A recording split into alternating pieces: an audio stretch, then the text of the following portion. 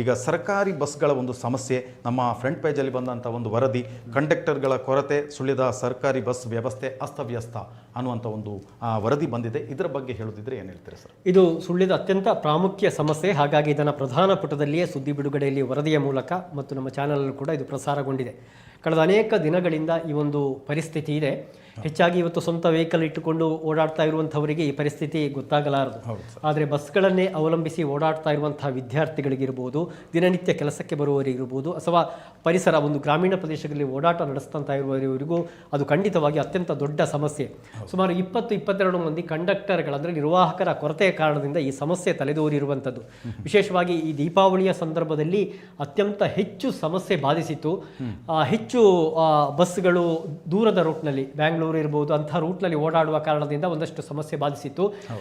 ನೂರಾರು ಸಂಖ್ಯೆಯಲ್ಲಿ ಪ್ರಯಾಣಿಕರು ಬಸ್ ನಿಲ್ದಾಣದಲ್ಲಿ ಬಾಕಿಯಾಗುವಂಥ ಸನ್ನಿವೇಶ ಇತ್ತು. ಇದು ದೀಪಾವಳಿ ಸಂದರ್ಭದ ಒಂದು ಚಿತ್ರಣ. ಆದರೆ ಆ ಬಳಿಕವೂ ಕೂಡ ಈ ಸುಳ್ಯದ ಗ್ರಾಮೀಣ ಪ್ರದೇಶಗಳ ರೂಟ್ಗಳು ಹೆಚ್ಚು ಅಲ್ಲಿಯ ಸಮಸ್ಯೆಯನ್ನು ಬಾಧಿಸ್ತಾ ಇದ್ದೇವೆ ಎನ್ನುವ ಕಾರಣಕ್ಕೆ ನಾವು ಈ ಚರ್ಚೆಯನ್ನು ಎತ್ತಿಕೊಂಡಿದ್ದೇವೆ. ಈ ಸುಳ್ಯ ಡಿಪೋ ಮೂಲಕ ಸುಮಾರು 60 ಶೆಡ್ಯೂಲ್ಗಳು ಕಾರ್ಯನಿರ್ವಹಿಸ್ತಾ ಇದೆ. ಇದು ಬಹಳ ಸುಗಮವಾಗಿ ಆಗಬೇಕಿದ್ರೆ ಇಲ್ಲಿ 96 ಚಾಲಕರು ಮತ್ತು 85 ನಿರ್ವಾಹಕರ ಅಗತ್ಯ ಇದೆ.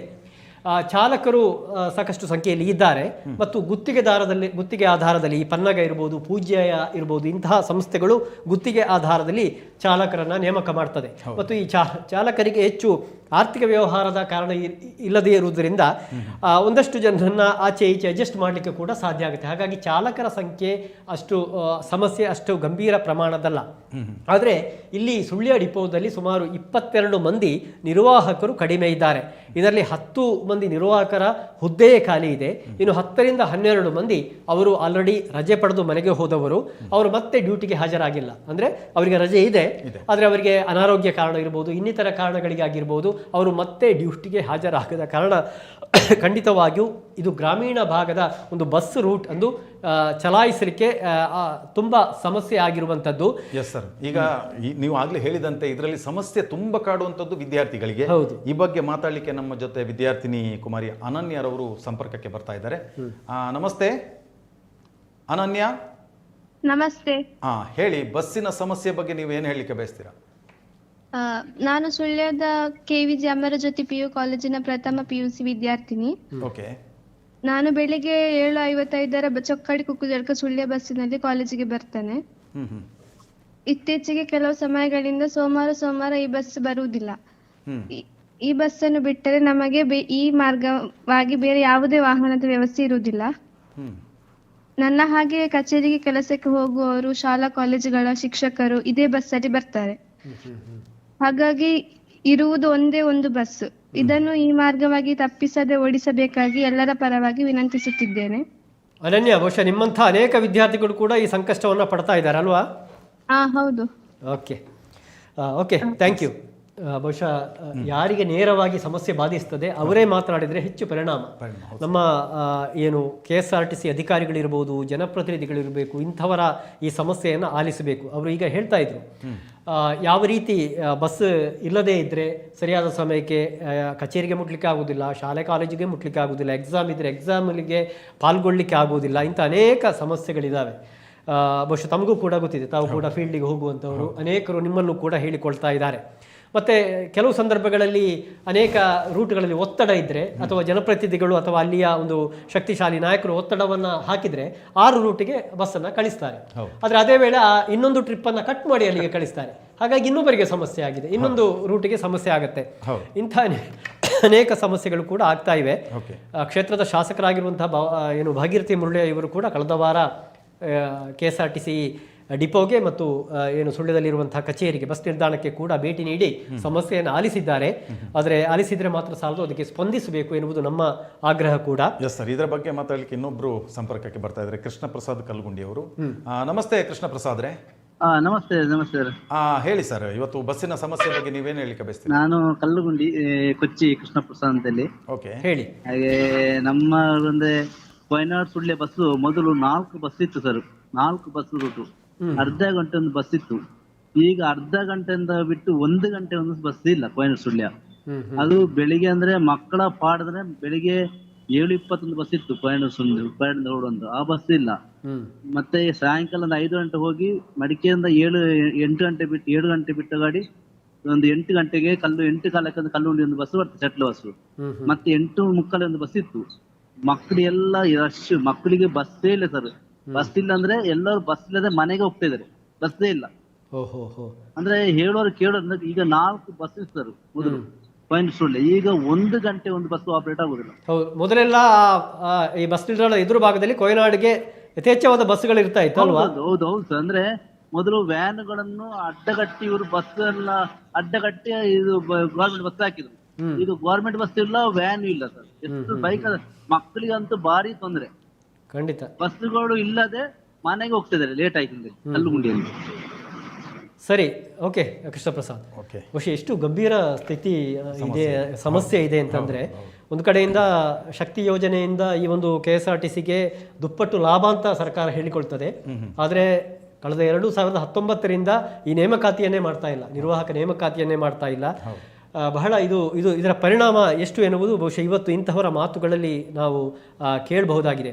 ವಿಶೇಷವೆಂದರೆ ಈಗ ಇತ್ತೀಚಿನ ವರ್ಷಗಳಲ್ಲಿ ಈ ಖಾಸಗಿ ವಾಹನಗಳು ಕೂಡ ಓಡಾಟ ನಡೆಸ್ತಾ ಇರುವಂತಹ ವ್ಯಾನ್ಗಳ ಸಂಖ್ಯೆ ಕೂಡ ಕಡಿಮೆ ಆಗಿದೆ. ಯಾಕಂದರೆ ಅವರಿಗೆ ಅದನ್ನು ಸರಿದೂಗಿಸಲಿಕ್ಕೆ, ಆರ್ಥಿಕವಾಗಿ ಸರಿದೂಗಿಸಲಿಕ್ಕೆ ಸಾಧ್ಯ ಆಗ್ತಾ ಇಲ್ಲ ಅನ್ನೋ ಕಾರಣಕ್ಕೆ ವ್ಯಾನ್ಗಳ ಓಡಾಟ, ಜೀಪುಗಳ ಓಡಾಟ, ಕಾರುಗಳ ಓಡಾಟ ಕೂಡ ಕಡಿಮೆ. ಅವರೆಲ್ಲರೂ ಕೂಡ ಬಸ್ಸನ್ನೇ ಅವಲಂಬಿಸ್ತಾ ಇದ್ದಾರೆ. ಆದರೆ ಇಂಥ ಸಂದರ್ಭದಲ್ಲಿ ಬಸ್ ಕೂಡ ಇಲ್ಲದೆ ಇದ್ದರೆ ಖಂಡಿತವಾಗಿಯೂ ಇದು ದೊಡ್ಡ ಸಮಸ್ಯೆ. ನಮ್ಮ ಆಡಳಿತ ಖಂಡಿತವಾಗಿಯೂ ಇದನ್ನು ಅತ್ಯಂತ ಸೀರಿಯಸ್ ಆಗಿ ತೆಗೆದುಕೊಂಡು ಇದಕ್ಕೆ ಸ್ಪಂದಿಸಬೇಕು ಎನ್ನುವುದು ನಮ್ಮ ಈ ಸುದ್ದಿಯ ಸುತ್ತ ಕಾರ್ಯಕ್ರಮದ ಮತ್ತು ನಮ್ಮ ಮಾಧ್ಯಮದ ಆಶಯ ಕೂಡ, ಆಗ್ರಹ ಕೂಡ. Yes sir, okay. Girinivasa nursery, Chandalike, Vitla. ನಮ್ಮಲ್ಲಿ ಶತಮಂಗಳ, ರತ್ನಗಿರಿ ಇಂಟರ್ಸಿ, ಮೋಹಿತ್ ನಗರ, ಸುಮಂಗಲ, ವಿಟ್ಲ, ಅಡಿಕೆ, ಸೈಗಾನ್, ಸ್ವರ್ಣಮಂಗಲ, ಇಂಟರ್ಸಿ ಮಂಗಳ, ಕುಬ್ಜ ತಳಿ, ಗೇರು ಗಿಡ, ಕಾಡು ಮೆಣಸಿನ ಗಿಡ ಹಾಗೂ ಇತರ ಎಲ್ಲಾ ಜಾತಿಯ ಹಣ್ಣಿನ ಗಿಡಗಳು ಲಭ್ಯ. ಇದರೊಂದಿಗೆ ತೆಂಗಿನ ಗಿಡಗಳಾದ CGD, COD, D*D, MYD, KGT, WCT ಲಭ್ಯ. ರೈತರೇ ಗಮನಿಸಿ, ನಮ್ಮಲ್ಲಿ ಪ್ರಾಯೋಗಿಕ ಕೃಷಿಯ ಬಳಿಕವೇ ಗಿಡಗಳ ಮಾರಾಟ ಮಾಡಲಾಗುತ್ತದೆ. ಬೆಳೆ ವೈವಿಧ್ಯಕರಣ ಹಾಗೂ ನರ್ಸರಿ ವಿಭಾಗದಲ್ಲಿ ತಾಲೂಕು ಮಟ್ಟದ ಶ್ರೇಷ್ಠ ಕೃಷಿಕ ಪ್ರಶಸ್ತಿ ಪಡೆದ ಹೆಮ್ಮೆ ನಮ್ಮದು. ಹೆಚ್ಚಿನ ವಿವರಗಳಿಗೆ ಸಂಪರ್ಕಿಸಿ Chandrashekhar KG, Girinivasa nursery, Chandalike, Vitla. Mobile number 9481391088 8861603088. ಅತ್ತೆ, ಇದು ನನ್ನ ಬರ್ಡೇ ಗಿಫ್ಟ್. ಇದೆಲ್ಲ ಜೀವನದಲ್ಲಿ ನನಗೋಸ್ಕರ ತಗೊಂಡ್ಬಂದಿದ್ದಾರೆ. ನಿನ್ ಮೇಲೆ ತುಂಬಾ ಚೆನ್ನಾಗಿ ಕಾಣುತ್ತೆ. ಇದು ತುಂಬಾ ಚೆನ್ನಾಗಿದೆ ಅಲ್ವಾ? ತುಂಬಾ ಚೆನ್ನಾಗಿದೆ.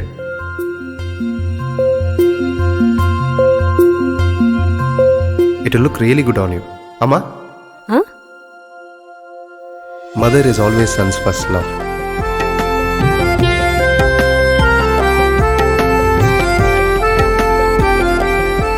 ಪ್ರತಿ ಪೀಳಿಗೆಯ ಪ್ರೀತಿಯ ಮಳಿಗೆ, GL Acharya jewellers. Karnataka agri garden nursery, Mogarpane, Halegetu, Sullia. ನಮ್ಮಲ್ಲಿ ಉತ್ತಮ ತಳಿಯ ಹೈಬ್ರಿಡ್ ತೆಂಗಿನ ಗಿಡಗಳು ಹಾಗೂ ಉತ್ತಮ ತಳಿಯ ಅಡಿಕೆ ಗಿಡಗಳಾದ ಇಂಟರ್ ಮಂಗಳ, ಮೋಹಿತ್ ನಗರ, ಸೈಗಾನ್, ರತ್ನಗಿರಿ, ಸುಮಂಗಲ, ಊರಿನ ಮಂಗಳ ಹಾಗೂ ಗೇರು ತಳಿಗಳು ಮತ್ತು ಕಸಿ ಜಾಯಿಕಾಯಿ ಗಿಡಗಳು, ವಿವಿಧ ರೀತಿಯ ಹಣ್ಣಿನ ಗಿಡಗಳು, ಕಾಡು ಮೆಣಸಿನ ಕಸಿ ಗಿಡ, ಪಣಿಯೂರು 7 ಲಭ್ಯವಿದೆ ಹಾಗೂ ಶಾಂತಮಂಗಲ ಅಡಿಕೆ ಗಿಡಗಳು ಲಭ್ಯ.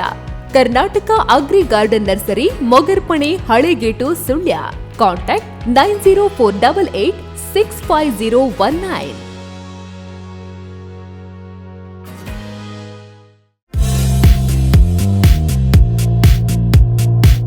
ಜವಳಿ ಉದ್ಯಮದಲ್ಲಿ ಸುಳ್ಯದಲ್ಲಿ ಮೊದಲ ಬಾರಿಗೆ ವಸ್ತ್ರ ಖರೀದಿಸಿ ಬೆಳ್ಳಿಯ ಉಡುಗೊರೆ ಪಡೆಯುವ ಅವಕಾಶ. ಕುಂಕುಮ್ ಇಂಟರ್ನ್ಯಾಷನಲ್ ನಲ್ಲಿ ಬೆಳಕಿನ ಹಬ್ಬ ದೀಪಾವಳಿ ಪ್ರಯುಕ್ತ ಬಿಗ್ ಆಫರ್. 1500 ಮೇಲ್ಪಟ್ಟು, 5000 ಮೇಲ್ಪಟ್ಟು, 10,000 ಮೇಲ್ಪಟ್ಟು ಮೌಲ್ಯದ ಬಟ್ಟೆ ಖರೀದಿಗೆ ಬೆಳ್ಳಿಯ ಉಚಿತ ಉಡುಗೊರೆ. ನಿಮ್ಮ ನಿರೀಕ್ಷೆಗೂ ಮೀರಿದ ಮಹಾ ಕಲೆಕ್ಷನ್ಗಳು ಬಂದಿದ್ದು ಇಂದೇ ಭೇಟಿ ಕೊಡಿ. ದ್ವಾರಕಾ ಹೋಟೆಲ್ ಮುಂಭಾಗ, ಮುಖ್ಯ ರಸ್ತೆ, ಸುಳ್ಯ ಮತ್ತು ಪುತ್ತೂರು ಪೇಟೆಯಲ್ಲಿಯೂ ನಮ್ಮ ಸಂಸ್ಥೆ ಕಾರ್ಯನಿರ್ವಹಿಸುತ್ತಿದೆ. ಇದರೊಂದಿಗೆ ಸುಳ್ಯದ ಪೊಲೀಸ್ ಠಾಣೆಯ ಹತ್ತಿರ ಕಾರ್ ಸ್ಟ್ರೀಟ್ ನಲ್ಲಿ ನೂತನವಾಗಿ ಪ್ರಾರಂಭಗೊಂಡಿರುವ ನಮ್ಮ ಸಹ ಸಂಸ್ಥೆ ಬ್ರಾಂಡೆಡ್ ವಸ್ತ್ರ ಮಳಿಗೆ ರೊಮ್ಯಾಂಟಿಕ್ ಕೂಡ ಭೇಟಿ ಕೊಡಿ. ಇಲ್ಲಿಯೂ ನಿಮಗಾಗಿ ಕಾದಿದೆ ಬೆಳ್ಳಿಯ ಉಡುಗೊರೆ.